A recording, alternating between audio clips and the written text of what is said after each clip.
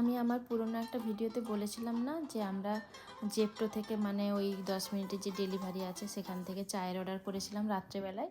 তো এই হলো সেই চা। এক একটা চায়ের কন্টেনারে 250 ml করে চা আছে।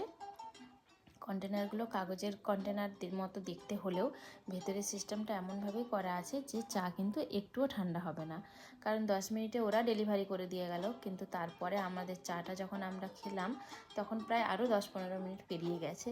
তো চাটা কিন্তু কন্টেনারের মধ্যে সুন্দর ছিল, একটুও ঠান্ডা হয়নি।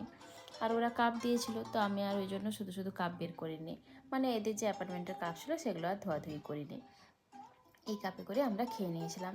তো এতে করে আমার আরেকটাও বোঝার সুবিধা হলো যে মোটামুটি যে মিডিয়াম সাইজের কাগজের কাপগুলো আছে ওই কাপগুলোতে একদম ভর্তি ভর্তি না হলেও একটু একটু কম করে আমাদের 4 জনের হয়ে যায়, মানে একবার খাওয়ার মতো ঠিকই আছে, খুব যে কম ছিল তা কিন্তু নয়। আর আমরা একটা কন্টেনারে চা রেখেই দিয়েছিলাম, মানে হয়তো আরেকটু করে নেওয়া যেত, কিন্তু রেখে দিয়েছিলাম আমরা এটা দেখার জন্য যে পরের দিন যদি আমরা ওটাকে ঠান্ডা করে ফ্রিজে রেখে দিই ঠিক থাকে না, খারাপ হয়ে যায়। তো দেখলাম চাটা পুরো ভালোই ছিল। ফ্রিজে রেখে দিয়েছিলাম আমরা ঠান্ডা করে, পরের দিন গরম করে খেয়েছি, একটুও নষ্ট হয়নি, কিচ্ছু হয়নি। চায়ের কোয়ালিটিটাও ভালো ছিল, জিঞ্জার চা ছিল, তো বেশ ভালোই ছিল চাটা।